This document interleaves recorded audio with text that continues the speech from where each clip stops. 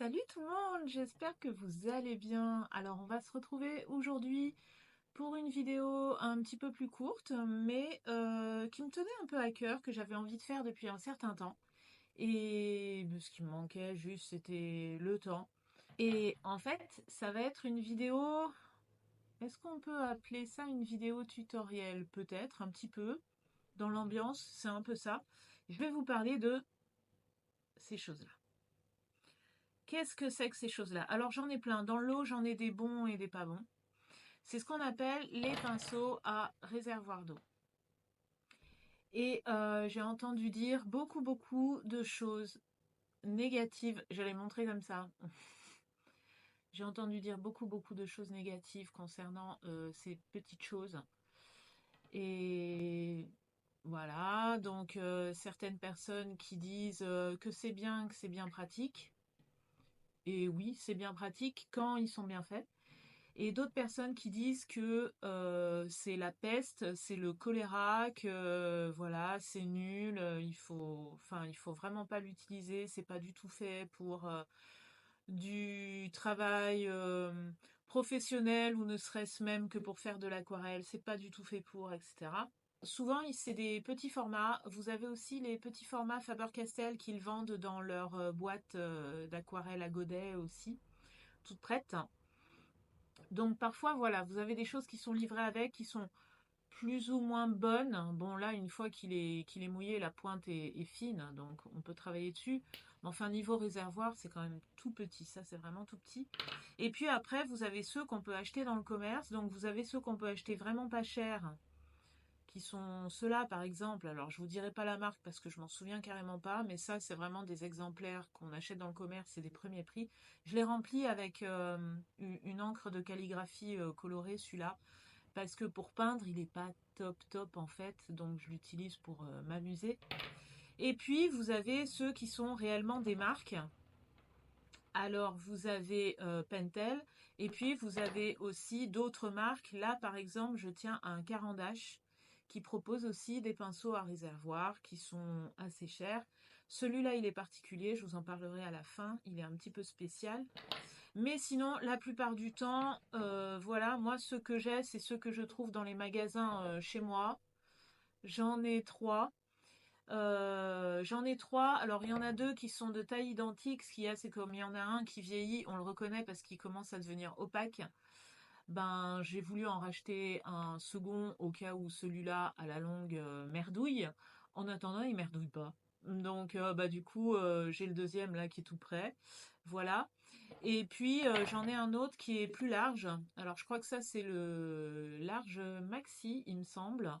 Parce qu'en fait, ça existe en trois tailles. Vous avez fin, vous avez très large. Entre les deux, vous avez donc médium.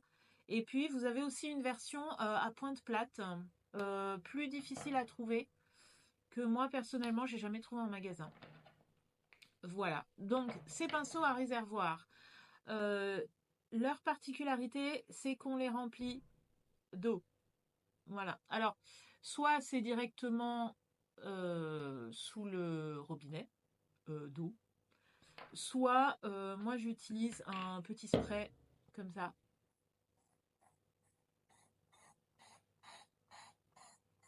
Voilà, ça me permet quand je pars quelque part d'avoir le petit spray avec de quoi le remplir. Avec ça, on remplit, je sais pas, 10 fois son pinceau à réservoir d'eau, donc on a quand même une bonne réserve. Et c'est quand même plus facile qu'avec une bouteille d'eau remplir ça. C'est pas forcément l'idéal. Et puis ça, bah, en plus, vu que c'est un petit spray, ça permet de réactiver ses aquarelles. Voilà. Je suis en train de me demander si je suis pas floue.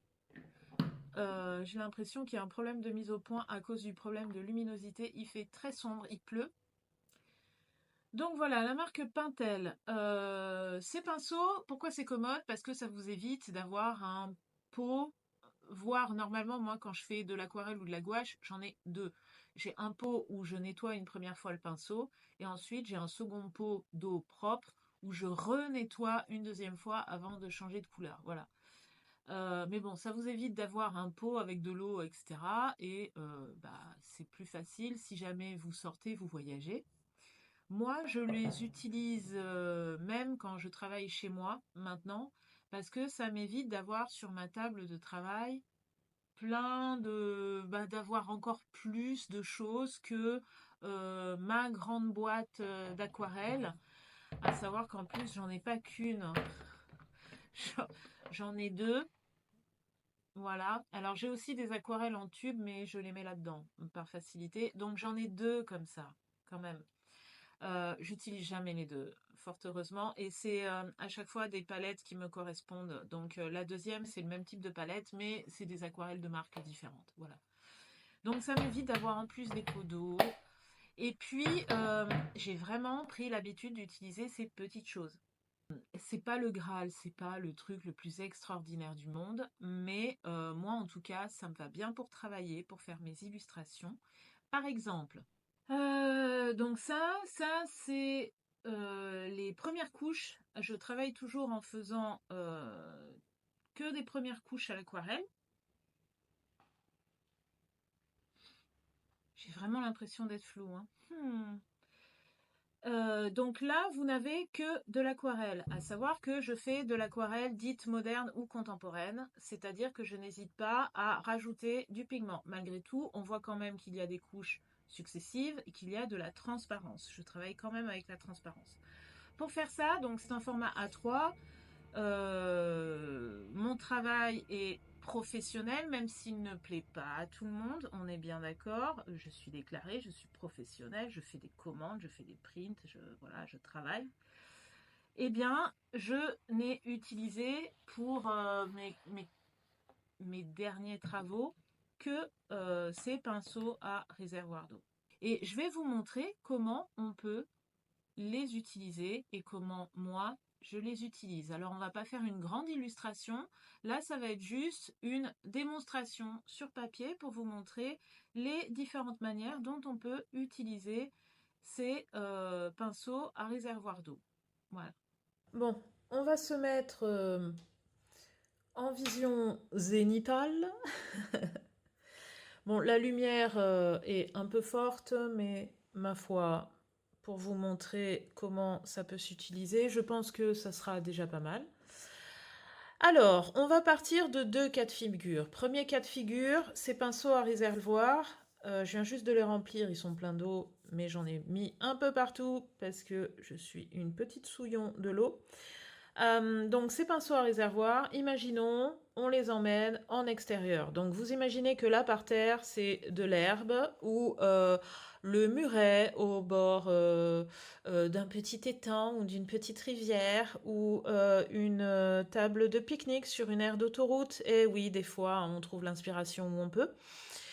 Donc vous êtes en extérieur, vous avez votre boîte d'aquarelle, cette là ou une plus petite. Vous avez votre ou vos si vous avez envie d'avoir deux tailles, mais bon, habituellement on part avec un seul, hein, c'est suffisant, puisque souvent le format c'est un format carnet de croquis. Bon, moi là je vais pas abîmer un carnet de croquis, c'est une feuille test d'aquarelle basique. Je sais même pas la marque d'ailleurs.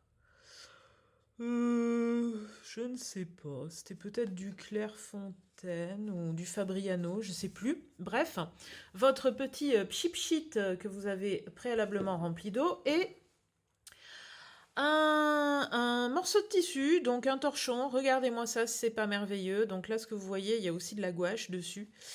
Il est très très très usé, il va falloir que je le change. Autant vous dire qu'au lavage, ils ont quand même du mal à revenir. Mais voilà. Donc voilà votre matériel. Alors dans ces cas-là, bien sûr, vous aurez, donc pas du tout comme je le fais moi, mais vous aurez préalablement légèrement humidifié votre aquarelle de manière à ce que elle se ramollisse un peu sur le dessus et qu'elle soit plus facile à prendre. Vos pinceaux à réservoir d'eau sont remplis. Et là, normalement, qu'est-ce qu'on fait? Eh bien, j'en vois certains qui prennent la couleur.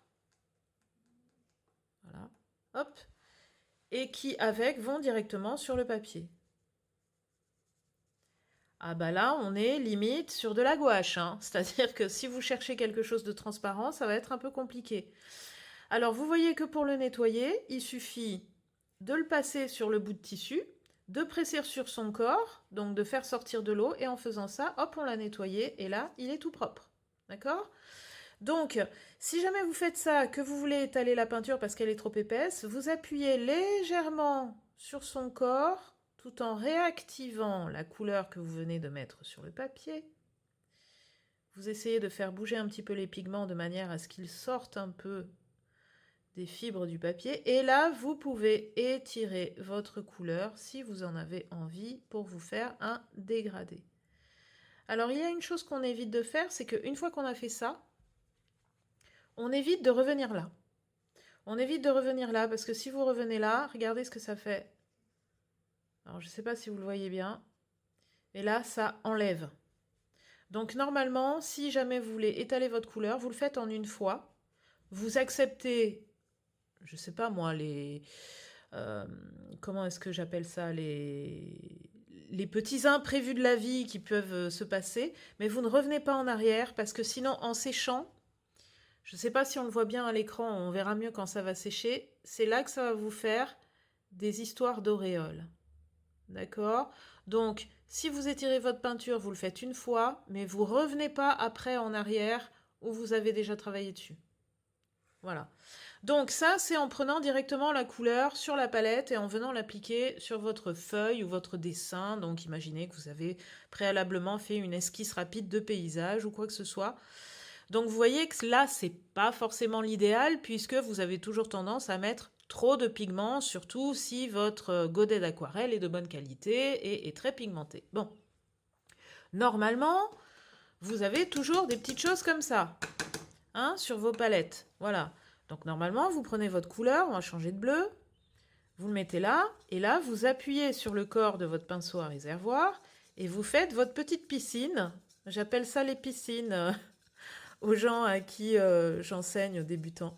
Donc là, ok, donc là, vous faites votre petite piscine, ça vous permet d'avoir quelque chose d'un peu plus homogène, de gérer votre dilution, si vous voulez que ce soit plus transparent, vous appuyez toujours sur le corps, vous faites sortir plus d'eau, voilà. J'essuie un peu mon pinceau parce que sinon il a tendance à avoir trop d'eau, et là, je peux prendre dans ma petite piscine, et là, j'ai tout de suite, voilà, quelque chose qui est vraiment aquarellé dès le début. Et là, vous remarquez que je n'appuie pas sur le corps du pinceau, parce que ce que j'ai envie de faire, là, c'est quelque chose d'un petit peu régulier. Donc, dans ces cas-là, je tiens le pinceau par là, pas par la partie molle. Je n'appuie pas sur le corps du pinceau, donc il ne délivre pas plus d'eau que nécessaire. Il reste humide, mais c'est tout.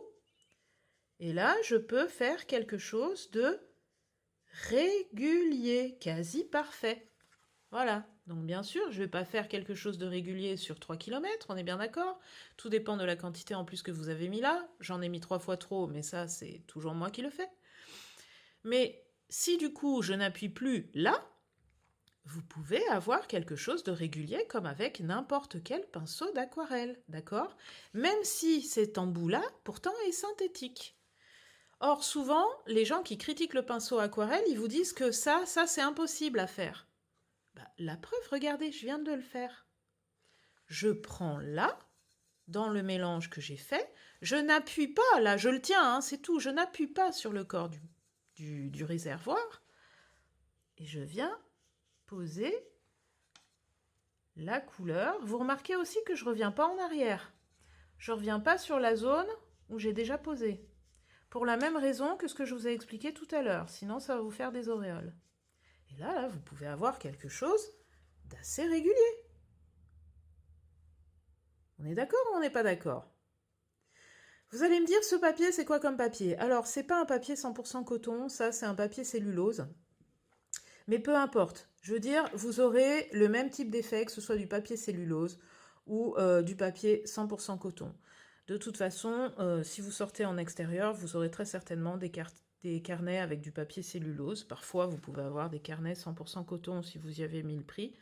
Mais je veux dire, la technique est la même. D'accord? La technique est la même.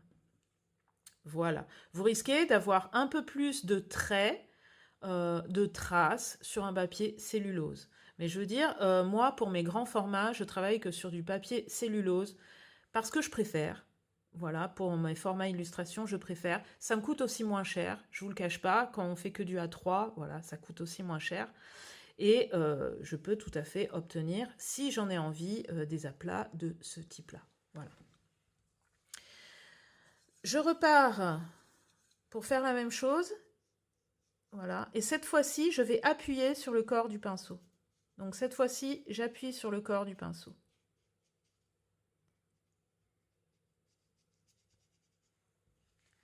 Et là, vous pouvez faire ce que l'on appelle des dégradés. Par contre, en appuyant sur le corps du pinceau pendant que vous peignez, vous avez le risque, entre guillemets, que l'apport d'eau y soit, comment dire, moins facilement gérable. D'accord? Là, vous voyez, c'est sorti un peu d'un seul coup, mais en même temps, l'effet peut être tout à fait sympa. Vraiment, vraiment hyper sympa.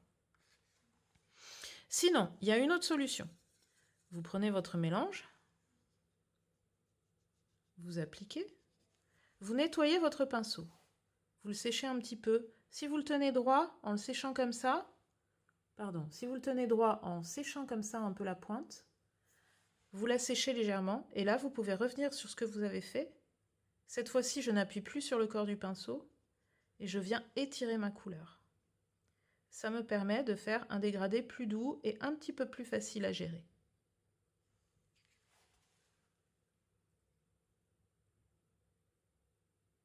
Voilà, donc si vous voulez diluer et faire des dégradés avec ce type de pinceau. Ensuite, si vous voulez faire quelque chose de très net, pareil, je vais mettre un peu plus de pigment. Là, c'est si on va vraiment du côté très illustratif, hein, qu'on a besoin de faire des choses hyper précises, genre des poils sur des animaux. Cette fois-ci, je n'appuie plus sur le corps du pinceau. Je vérifie qu'il n'y ait pas trop d'eau qui soit sortie. Et je peux avoir quelque chose qui est très proche de la précision d'un pinceau fin avec de l'encre. Si votre surface est sèche, là je ne sais pas si ça est le cas, je peux revenir sur une surface sèche et faire des éléments précis. C'est pas tout à fait sec, hein, du coup là ça fait des barbules, mais c'était pour vous montrer. Voilà. Et si j'ai envie de diluer un peu, je nettoie mon pinceau. Je fais en sorte que ce soit un peu mouillé, mais sans trop.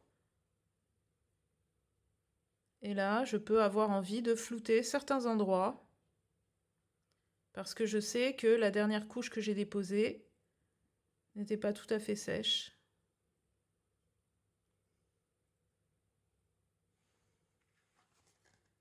Voilà l'effet qu'on peut obtenir.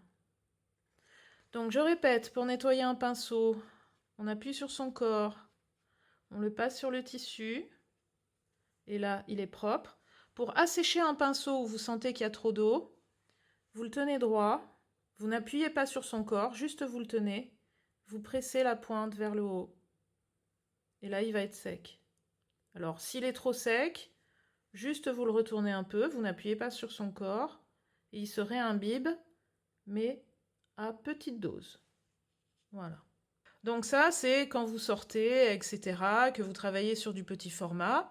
Imaginons que vous avez envie de travailler sur papier humide. Il y en a certains, ils ont des carnets de croquis et ils ont envie, malgré tout, de travailler sur un papier humide. Voilà. Donc de faire humide sur humide. Vous pouvez tout à fait le faire avec ça. Soit, possibilité, vous mouillez directement votre papier en faisant pchit pchit pchit. On est d'accord? Pourquoi pas? Soit, si c'est qu'un espace, imaginons, vous voulez faire de l'humide sur l'humide, juste sur une zone de buisson. Vous prenez votre pinceau propre, donc si jamais vous le nettoyez avant. Vous mouillez votre zone, vous le voyez puisque ça brille un peu, donc mouillez votre zone, ok. Donc là, j'appuie sur le pinceau pour faire sortir de l'eau.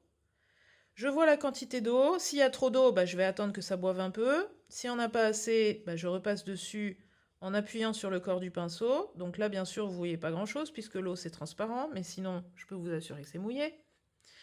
Et si vous voulez travailler sur l'humide, hop, après, vous venez avec votre couleur et vous avez votre diffusion sur zone humide comme avec n'importe quel type de pinceau.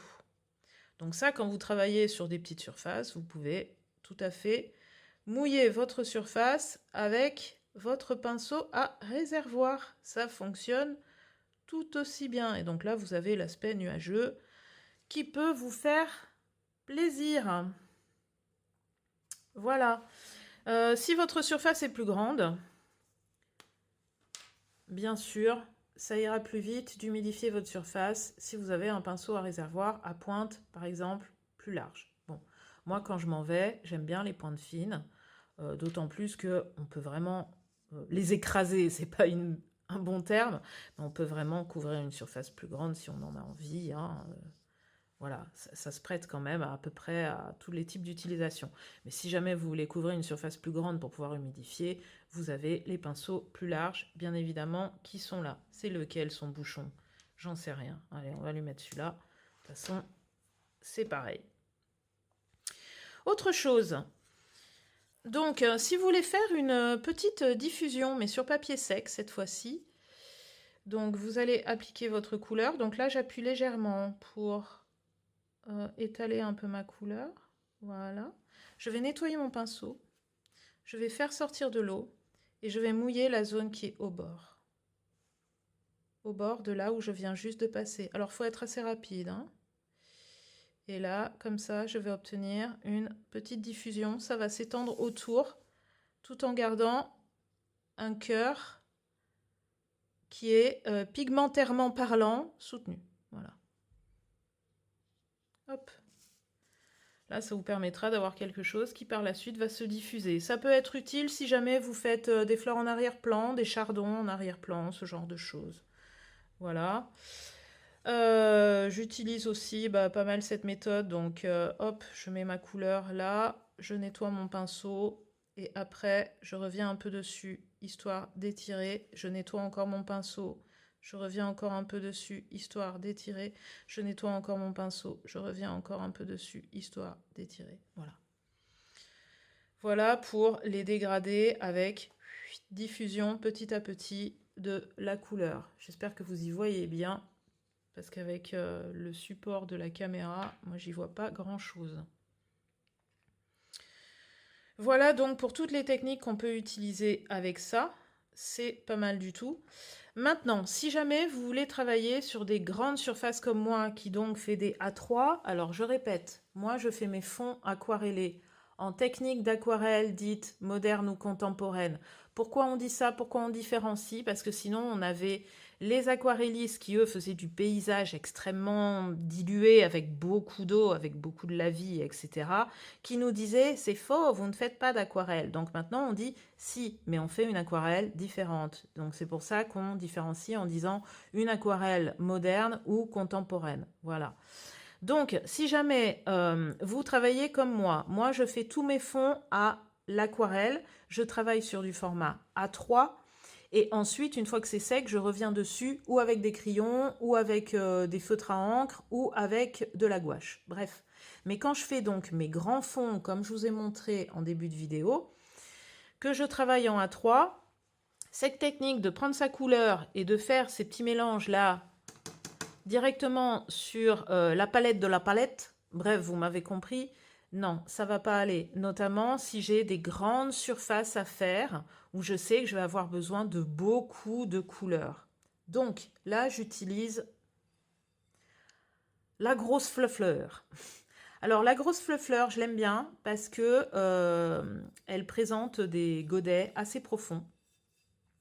Donc ça, bien évidemment, c'est pas à emmener quand vous allez en extérieur parce que ça casse. C'est de la porcelaine ou de la céramique, vous allez trouver des termes différents. Celle-ci, elle vient d'un magasin Beaux-Arts, mais ils vendent exactement la même. C'est une marque d'ailleurs qui commence à être de plus en plus connue. Elles ne sont pas données, hein.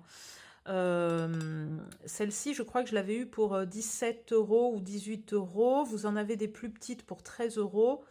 Le plaisir de travailler sur de la céramique, c'est que contrairement au métal et contrairement au plastique, vous n'avez pas ces effets de petites bulles ou d'aquarelle qui ne prend pas toute la surface de votre espace de mélange. Bon, bref, voilà. Donc, moi, quand je dois faire vraiment des grandes surfaces, je fais ce que j'appelle mes grandes piscines. Donc, je remplis d'eau Bien évidemment, ça, c'est que pour travailler en atelier, hein. C'est pas commode pour travailler en extérieur, bien sûr. Je vais vous prendre une couleur, vas-y, celle-là, vas-y, je la kiffe, celle-là. Donc, je prends ma couleur, hop. Je touille, je touille. Donc là, je n'appuie pas sur le corps de mon pinceau, hein, c'est pas la peine, hein. Je veux pas faire sortir de l'eau supplémentaire, il y en a déjà. J'ai déjà fait ma piscine. Bon, imaginons, je veux faire des mélanges, donc je fais des mélanges, etc. Mais là, j'ai une quantité du coup de mélange qui va pouvoir me servir pour remplir mes grandes surfaces. D'accord? Et donc là, bah, qu'est-ce que je fais? Hop, toi je te pousse. Non mais toi aussi je te pousse. Voilà. J'aime bien le nettoyer un peu et faire en sorte qu'il revienne avec une quantité d'eau voilà, basique. Hop, je vais là-dedans et je l'utilise pour faire mes grandes surfaces. Bien sûr, avant, j'ai testé sur un papier pour être sûr que ça correspondait bien à la teinte et à la pigmentation que je voulais. Et comme ça, je peux remplir ma grande surface. Là, je n'appuie pas sur le corps du pinceau, hein. Ce n'est pas la peine. Juste, je le tiens. Voilà. Et j'étire la couleur. Et si jamais c'est une très très grande surface, je vais utiliser celui-là. Je fais. Alors, je crois que je le nettoie parce qu'il me semble qu'il était sale. Voilà. Même chose, là, je n'ai pas besoin d'appuyer sur le corps du pinceau. Et je remplis ma grande surface. Je ne reviens jamais en arrière. C'est-à-dire que je remplis, je remplis, je remplis. Je continue là où je me suis arrêtée. Je continue. Hop, hop, hop, hop, hop, hop. Chose que je ne fais pas, c'est ça. Je ne reviens pas sans arrêt en arrière. Parce qu'au bout d'un certain temps, là, le papier, il est sympa. L'aquarelle, c'est une aquarelle super chère, celle-là. J'ai plus la marque, mais je l'adore parce qu'en fait, elle est granuleuse. Vous le voyez peut-être pas bien, mais elle est trop belle. Mais au bout d'un certain temps, ça va commencer à vous faire des traces, des traits qui vont se voir au séchage. Donc, on ne revient pas sans arrêt en arrière, hein. On dépose sa couleur, si on a une grande surface, et puis on suit et on continue. D'accord ? Vous voyez qu'avec ce pinceau, vous pouvez aussi tout à fait travailler les superpositions. Il est très très souple.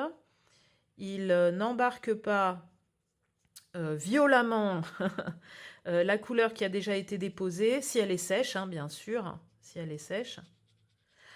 Il peut aussi vous servir à faire des repentirs. Cette surface-là est sèche. Hop, on va venir mouiller. Ah mince, il était encore sale. Vous voyez, j'ai mal nettoyé. Mais j'ai remarqué que les pointes larges, on a un peu plus de mal à les nettoyer. Donc, il faut bien bien faire attention. Là, j'ai fait un petit caca, le pauvre. Donc, on vient mouiller la surface. Hop, hop, hop, hop, hop, hop. Donc ça, c'est si jamais vous voulez faire un repentir ou simplement enlever des zones. On assèche. Et on vient, slurp, slurp, slurp, boire un peu la couleur qui a été posée. Bon, là, j'avais attendu quand même vachement longtemps. C'est très, très rentré dans le papier. Sur cette surface-là, qui est encore humide,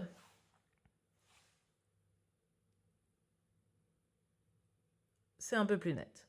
Hop, on pense à bien nettoyer entre chaque passage pour aspirer, pour faire ses repentirs.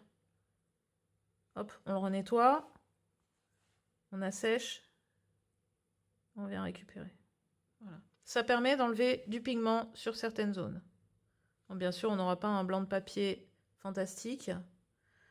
Ça, à la rigueur, vous pouvez le faire avec un sopalin. Mais voilà, on peut se permettre, alors selon bien sûr le type de peinture, le type de pigment, la qualité de votre aquarelle, donc on peut venir comme ça enlever sur certaines zones et rendre moins foncé éventuellement certains passages. Qu'une fois que c'est sec, bien évidemment, on peut venir passer une seconde couche et faire des effets.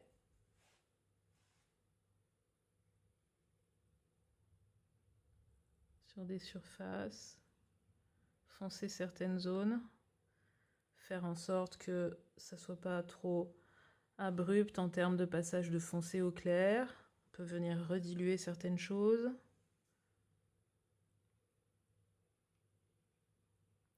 Voilà. On revient, on nettoie.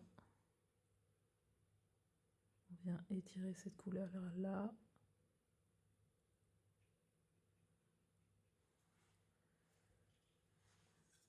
Bref, on peut vraiment, vraiment prendre du plaisir avec.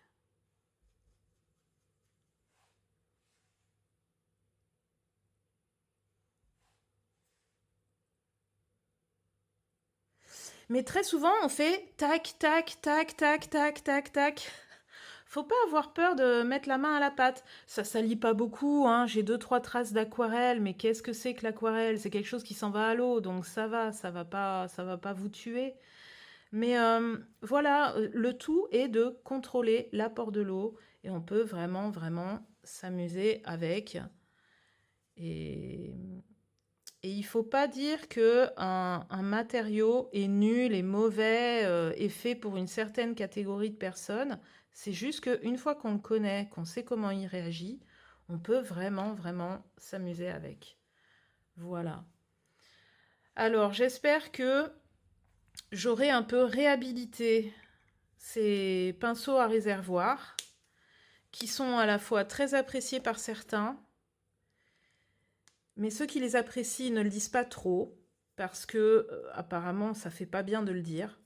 Moi je dis que je les aime bien. Je peux concevoir qu'il y a certaines personnes qui n'aient pas envie de les utiliser parce que c'est du plastique, hein, et les poils c'est du synthétique. Il y en a qui disent qu'ils durent pas longtemps. Bah écoutez, moi celui-là est très très vieux. C'est d'ailleurs pour ça que j'avais acheté au cas où celui-ci. Et au final, ben, il fonctionne toujours autant. J'avais peur que... on voit la différence de couleur du plastique. Voilà, en fait, il commence à devenir un peu plus opaque après au niveau du corps, mais la qualité est la même, il est toujours souple, etc. Il ne fuit pas, c'était un Pentel aussi, voilà. Pentel, c'est une marque japonaise. Et en fait, ben, il fonctionne toujours. Celui-là, je crois qu'il a il doit avoir 5 6 ans, à mon avis. Et il fonctionne toujours à la perfection. Il ne fuit pas. Et puis, ceux-là, je les ai achetés il y a un an à peu près. Et voilà, j'ai jamais eu de soucis. Donc, bien sûr, après, vous pouvez acheter des sous-marques ou des sans-marques. Donc, lui, dès le début, il a bavé. La gestion de l'apport de l'eau était vraiment pas régulière et tout. Donc, bon, j'en ai fait un objet pour m'amuser. Mais voilà. Mais par contre, ben, je sais que les Pentel, alors je suis pas du tout sponsorisée, hein, il en existe d'autres marques, mais les Pentel, moi j'ai jamais, jamais eu de problème. Et c'est super commode.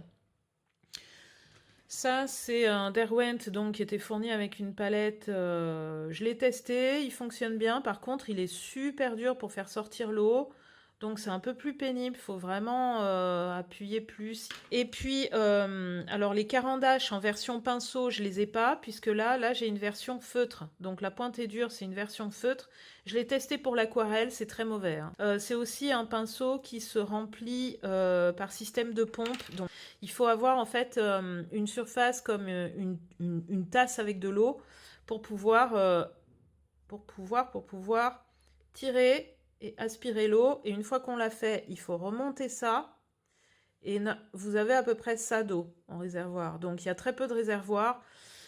Ça, en fait, je pense que c'est plus à utiliser avec des encres de calligraphie. Attention, pas des encres waterproof, hein, sinon ça va boucher votre arrivée.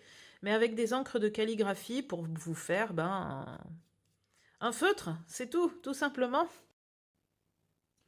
Voilà, j'espère que ça vous aura plu. Écoutez, je l'ai fait pour rendre service. J'espère que ça vous aura montré les gestes, comment est-ce qu'on peut les utiliser. Après, je dis pas que tout le monde aura le coup de foudre avec, mais c'est juste pour vous montrer que oui, on peut faire quelque chose de professionnel avec en illustration ou en tout cas en aquarelle moderne, contemporaine, bref.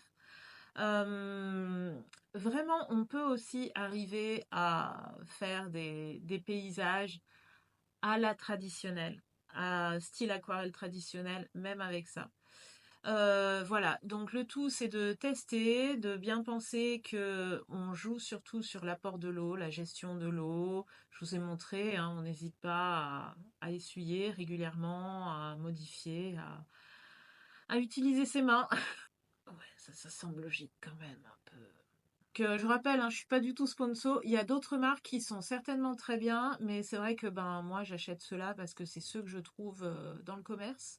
Mais sinon, il y a d'autres marques qui sont aussi qui sont également valables, hein. Oui, oui. Mais voilà, moi, c'est ceux que j'arrive surtout à trouver.